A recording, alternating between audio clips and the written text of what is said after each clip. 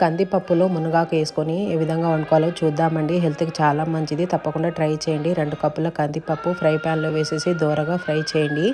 కుక్కర్లో వేసి కడిగేసుకొని ఇప్పుడు కుక్కర్లో సరిపడా వాటర్ కూడా వేసేసుకొని ముందుగా తరిగిన టమాటా, పచ్చిమిర్చి, 1 ఉల్లిపాయ, జీలకర్ర, పసుపు, 2 స్పూన్ల రెడ్ చిల్లీ పౌడర్, చిన్న స్పూన్ కదా, సరిపడా సాల్ట్ కూడా వేసేసి కొంచెం చింతపండు కూడా వేసుకోండి. ఇప్పుడు మునగాకు కాడలు తీసేసి ఇలా 2-3 సార్లు నీళ్ళలో కడిగేసుకొని క్లీన్ చేసుకోండి.